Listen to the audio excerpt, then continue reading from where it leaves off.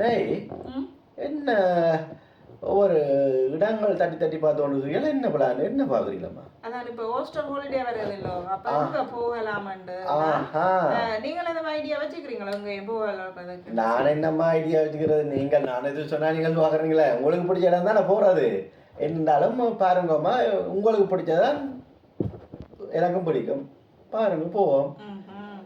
அப்ப இத்தாலிக்கு போவோமா? இங்க இங்க இந்த இடங்கள் எல்லாம் நல்ல டூரிஸ்ட் பிளேஸா இருக்கு. இங்க போகலாம் வடிவா இருக்கு. உங்களுக்கு பிடிச்சிருக்கா போகணும்னு ஆசை இருக்கா? அப்படியே உங்களுக்கு என்ன ஆசையோ அதுதான் வேற என்னம்மா பிரச்சனை இல்லை போவோம்.